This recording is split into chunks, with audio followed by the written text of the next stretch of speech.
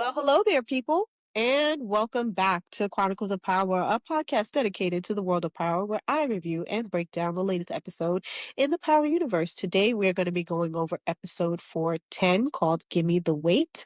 We do have the writer and creator and executive producer and the person who has stabbed me in my back, Sascha Penn, in the house with us today. Hey, how are you? Not good. How are you? I'm okay. I'm getting a lot of that. A lot of people saying I stabbed him in the back, but that's okay. Yeah, like we had a It's all right. conversation earlier this season.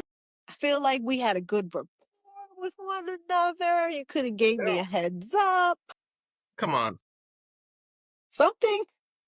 Hey, like Nothing. Okay. we say, no one is ever safe in the power universe, and this is where we are.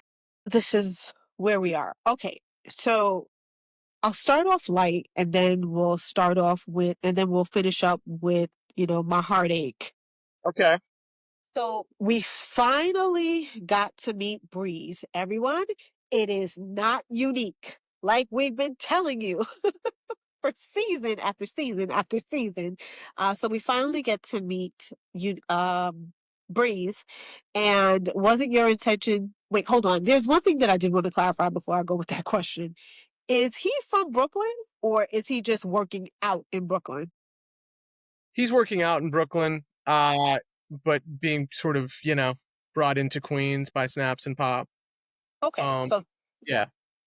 okay, because I was gonna say, it's so intuitive of you for you to get a Brooklyn person to show Queens people how it's done. Yeah. Uh-oh. That's funny. That's No, very funny. it's true though. It's true. It's true. So clearly, I'm from One of Brooklyn. the things that is really interesting about specifically that time, but sort of any time is, the subtle sort of cultural differences between Queens, Brooklyn, the Bronx, Manhattan, Harlem. It's one of those things that, especially when it came to wardrobe and talking to Sige, who I think you've talked to before, like that was something we really thought a lot about because each borough has its own distinct sort of culture and vibe and style, especially back then. And so that is something that definitely factored into sort of the characters, the wardrobe, the story, the whole deal. Yeah, he definitely looks different than what we would say Joey Badass looks like because he has on the vest and the cap, and it's just a completely different vibe. Even his jewelry is different than what they Yeah, would wear. So I right. I definitely took notes. Did you personally pick out Shamik Moore for the role? I mean, I did, with the input from all my friends, 50, Courtney, as well as, a lot of the people on Raising Kanan, including Stars and Lionsgate.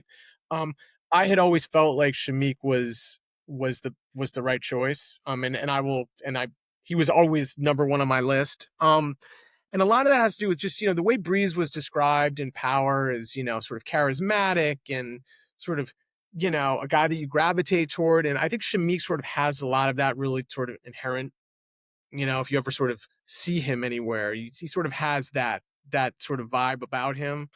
Um, but there is also sort of a rough edge that you can tap into. You saw that on Wu-Tang. He played Raekwon. Mhm. And so it just felt like he checked a lot of the boxes, as well as the fact he's a great actor. I I loved him in Dope. That was the first time I became really aware of Shamik, and I feel like, by the way, that movie is sort of underappreciated in a way. I don't feel like it gets quite the quite the praise that it deserves. I love that movie. Anyway, Shamik was always the guy, and we were very fortunate enough to be able to make it work. I'm excited to see what happens with him in season 5. Um, there is I just want to go over some of the things that happened this morning prior to us recording, or even last night. So Ed Lover put out a video where he's like, I don't want Uncle Marvin to die. But then you respond and say, listen, I'll take all of the blame for everything that's happening. Or you say you can start with me. How do you go about writing a character off the show, especially one who has the presence that Patina has? Yeah, I mean, there's sort of like the creative component, and then there's the emotional component. It's really, really hard, right? I mean, I think I've said this in other interviews, but I went through a really painful divorce, in real life over the course of this series.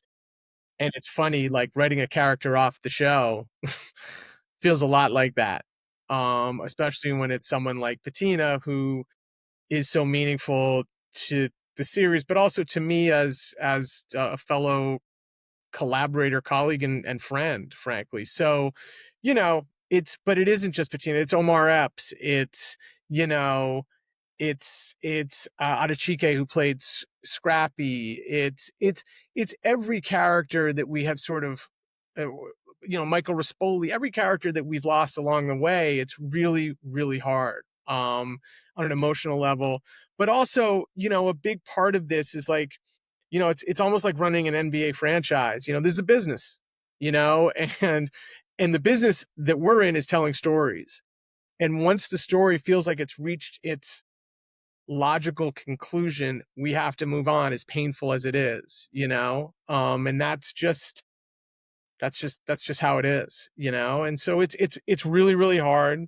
I know people are really, really upset. I know they're upset about the loss of this character, but B, like the way that the episode ended. Right. Hey man, this is what we do. I understand people's reactions. I empathize with them. I know everybody wants every answer right now, uh, but that's not what we do. you know, um, when we tell stories, we try to keep people on the hook. Well, hopefully you're on the hook. If you're not, I'm sorry we lost you, but hey, that's how it goes. Um, so fading to black instead of us seeing Mhm. it happen is obviously that's intentional. That's to keep us on the hook or the cliffhanger for us to come back for season 5 to see. But are we confirming right now that she is not coming back for season 5? I'm confirming for you is exactly what you saw last night, which is Kanan has a gun on his mother. We smash to black and we hear a gunshot. And you can decide for yourself what that is or what that isn't. Um, again, that's I'm not gonna move past what just happened because there's no reason to. Everyone is gonna have to sit with that, as uncomfortable as it may be, and I understand that it's uncomfortable. And again, people are pissed, and I completely understand. And they absolutely, one of the things about the way the world works now is like because of social media, it's like people come after you personally. Mm. And that didn't used to be the case, right? Before all this, it was like, maybe you get a bad review, but people wouldn't come after you personally in the way they do now, which I think is really, a sign of sort of our deteriorating, sort of social discourse, frankly. But I get it. People are upset and that's fine. I grew up at a time when there was a show called Dallas. And Shoulder pads. uh, there was a thing with Dallas where there was this character named JR who gets shot, and there was Shot this JR. who shot JR, and it was a cultural moment. It really was, and I think when you do what I do for a living, or what Courtney does, or any writer, we aim for that kind of stuff. That's what we aim for. Where it's like you may not love it, but at least you're talking about it, and that's what we try to do here is to get people talking, even if what they're saying ain't that nice. And that's certainly the case this morning, which is fine. Listen, have at me. I'm all right. Yeah. There's a certain accessibility that people have to you now, or that they feel that they have to you now because of social media. And I do think you bring up a good point about our discourse within the community of how we interact with people that we really don't know. Um, but I'll go back to something because you won't confirm for me. That's fine. But there is something that you said. There is something that you said in the Deadline article, and you said that we do characters by proxy. And what does that mean? What that means is the character may not be in the room, but the character is there. We're talking about the character. We're thinking about the character. The character is exists through another character, right? And that's something that Power always did, and it's something that Courtney talked about a lot in the writers' room. And I think it's that again, that's sort of a tool of the trade, so to speak. So, and I said that in the Deadline article as a way of saying, like, look, Rock may not be there, but she's still there. We still feel her presence, right? She hangs over everything. And that's what I meant when I said that. Okay. I'm taking deep breaths. Please, please. I just I guess just as a fan of the show, like, and I've heard you speak about Patina in such a, I don't know, like, you make her seem like she can walk on water. I can't even imagine how you can part ways with her in this way, but again, no one is safe. Look, season 5 is the last season, and look, this story was never gonna, this again, this is power. Some of the comments I've seen on my Instagram, just is, like, you know, family shouldn't kill family, and there's no way, and it's like, agreed. But if you're watching the wrong show. I don't know what to tell you. Do you know what I mean? Like, this is, if that's, and I understand that, and I agree with that on an emotional and sort of a, a very deeply personal level. And yet I'm telling the story of the most diabolically, frankly, evil character in this universe. And he's coming by that honestly. We're going to see why he began, and we're not done telling that story by any stretch. There's still another full season to go. And to go back to your question, Kimi, it's like you have to divorce your personal feelings for the actor or whoever from what you think the show needs and what the story demands. You just have to. And killing off any character is not a commentary on how I feel about that actor or their performance or anything. It's determined by the story and what I think makes sense. Do I reserve the right to change my mind because I think there's a better way to? Yes, absolutely. But in the moment when we're in the writer's room, when I'm writing these scripts, I say to myself, well, this is the time to do this. Okay. So then how do we reconcile what happens later on in Kanan's life? First of all, I hate Kanan. I used to, like, I hated him in the original Power, but then Courtney used to do these debriefs after the show, and she had a really good question. She was like, "Is he the villain?" And I always thought he was the villain, but then eventually I was like, Ghost is really the villain. Mm, But Kanan is a villain too. mhm, He may have um he may have rightful gripes with Ghost, but he's essentially the villain too. I used to make excuses for him after she said what she said, but now I'm just like, he deserved everything he got, mm, everything. yeah. But I'll, instead of my commentary, I'll go back and ask a question here. Um, so now that we have Breeze, are the true architects in all of this Snaps and Pops? Like, someone we never even thought of. Yeah. I mean, certainly they're prominent figures in what's happening. Are they the architects of everything? No, not at No, all. okay. They're not. But I think that they have a very prominent role in terms of what's been happening and what we're seeing happen. One of the things and again, I've talked about this recently as we've sort of done these season 4 postmortems is, you know, people are always, and even you hate Kanan, which I completely understand. People are like, Kanan is so dumb. Tariq is so dumb. Well, yeah, they're 17-year-old fucking kids. Like, of course they're dumb. They're Right. idiots. Like, and anyone who has ever raised a 17-year-old or been 17 knows that you're dumb. I mean, and by the way, scientifically speaking, these guys Function. haven't even developed, yes, the Yes, they, executive function in their brains. That doesn't happen until they're 26. So of course they're dumb. And it's funny, over the course of the season, people are like, how is Kanan falling for all this shit? Why doesn't he believe Rock? And it's funny, I always say the smartest thing Kanan does all season is not believe Rock. Why? why? Why would he ever believe her? This is his mother who's lied to him and betrayed him. And so, in some ways, I feel like that's the most rational, logical thing that Kanan does, is not believe his mother. Um, And so, it really is interesting, and I think it speaks to how well Kanan was written in the original Power, that he is, again, so polarizing. You hate him, you think but he's so many different things that you can't quite put your finger on him. And look, when this show ends in season 5, I think there will still be questions in people's minds about who this guy is, and whether he's good or bad or right or wrong. I mean, look, there will still be questions. That's all I can say. Okay, so everything won't be solved after season 5. So then, No, I think, look, everything's going to be solved in terms of this family and this story and whatever. But I think in terms of where you land on Kanan, is he bad? Is he good?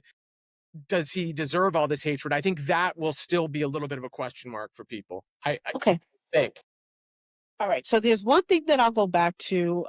That is the comments that I've been seeing and that you have been seeing. And I'm sorry that I'm so congested, people, but um, The allergy situation in New York is absurd.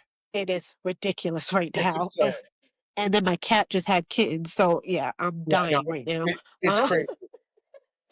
but did you ever second guess yourself when you were, or not necessarily second guess yourself, but second guess the story when it was time for you to say, okay, we are going to repeat this same storyline of a child killing their parent? I didn't second guess myself. Okay. Um, why was it necessary for him to do it, and not someone else? I mean, that's like, I'm not gonna lie, that's an impossible question to answer in a way. It's like I could justify it be someone else. I could justify it being anybody else. I think, in terms of the story we were telling, or we have been telling, she's betrayed him in many ways, both real and imagined, by the way. Like, look, did she kill Famous? Well, we know she didn't. Did she kill Crystal? We know she didn't. However, is it believable to Kanan that his mother did these things? Absolutely. And let's say she didn't do those things. Let's say all she did was kill his father and set him up to kill his father. That's still pretty bad. It's still enough. It's still And enough. and by the way, like, his relationship with her, I mean, and this falls into sort of the Kanan category of, is he good? Is he bad? Is Rock a good mother? Is Rock a bad mother? Is Rock somewhere in between? Like, everybody has their own opinion about that, um, including me. But that's sort of, these are all the questions that the series sort of poses, I think, and you have to make up your own mind. Okay. Well, what is your opinion? Is she a good mother? Um, I'm not going to answer that question now. I'm going to let season 5 answer that question for me. Well, what is 2026? I don't even know if we're No, gonna oh live my that god! long. Listen, you're telling me. Look, look. I'd love season 5 to air next week. I'm not going to lie. Saved me a lot of it saved me a lot of mean messages. But you know, I'm with everybody else. Like, let's air it as soon as possible. But look, I'm very fortunate in that my partners at Stars have given us, 5 seasons to tell this story. I don't know if your viewers and listeners understand, like, how rare that is in the TV universe right now, to get 5 seasons of a show. It just doesn't happen Nope. because the economics of this business are so difficult. So we're just, I just feel very, very lucky, and grateful to both Stars and Lionsgate for giving us the runway to tell this story, because, again, there aren't many series out there right now that are getting 5 seasons. That's true, especially with Black characters. Correct. It's almost unheard of. Yes. Okay, so the other question that I had was in the original Power, um, we saw that Kanan says that he has to go visit his mother. So now we know that he was just going to go visit a gravesite. Yeah. Right. Um, let me. I'll talk about some other stuff and then. You know what? Yeah. Yeah. I mean, yes. Okay. Um. I mean, um. again, it's like, it's so hard for me to give a definitive answer on these things. Like, we don't know. All I know is, or all I'm willing to talk about, I should say, is what we saw last night. And But it's we didn't based see on what anything. you saw last night. Is that the logical, how should I put it? Is that the logical conclusion that you have? Yes, I would say that is the logical conclusion based on what you saw last night.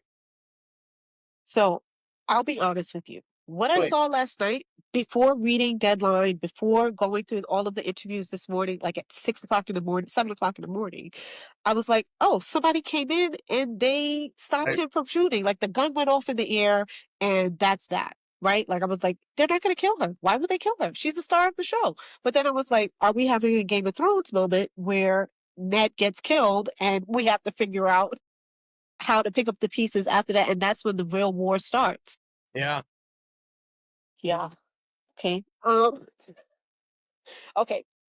There were there's two things that happened that I'll bother you about and then I'll let you go.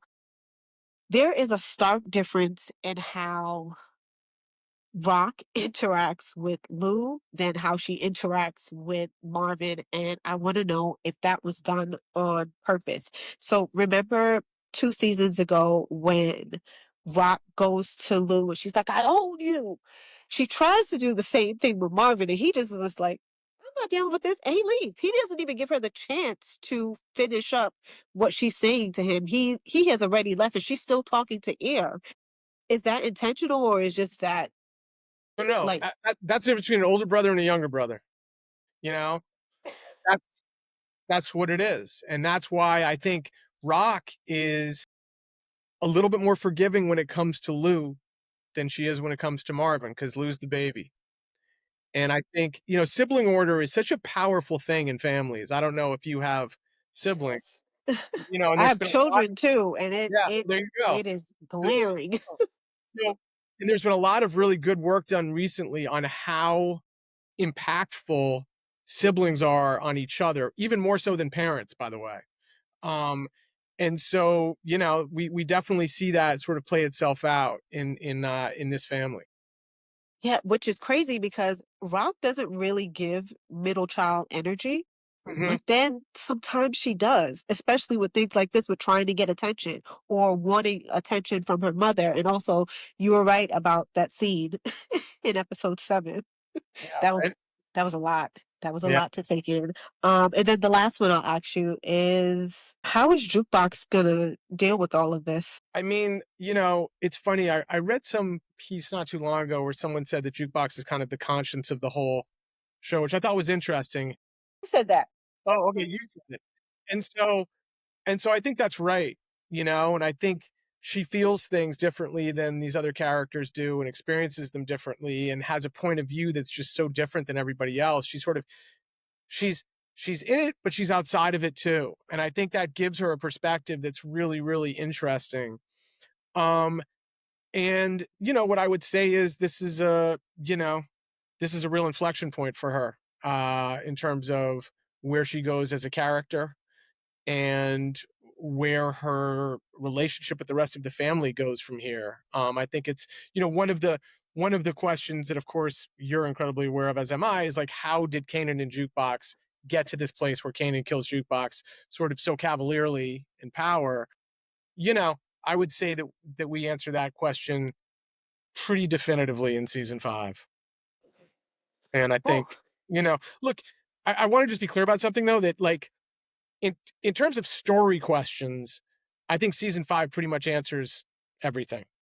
okay. Having said that, in terms of the emotional repercussions and ramifications and how you see it versus how Gaz sees it versus, look, we're all going to have our own takes on this, which is just the way life is, right? And everyone's going to have their own opinion on these characters and how their stories end up. That's the art of storytelling, Yes, exactly. being Exactly. able to internalize it differently and you can write something and your intention about it may be different than how Yeah. someone receives it, which Yep. is why I always ask about intention. And I know that you told me before I can't tell someone how to feel about it. I can tell you what the story is, but I can't tell you how to feel about it. One last question, and then I guess we can Please. go Yep. until until season 5 rolls around. So with season 5, and that's already shot, already done. Mm. Do we find out more about Breeze, and I'm guessing how the Thomas family reconnects with all of this? How does Marvin and Lou how do they move forward without their sister?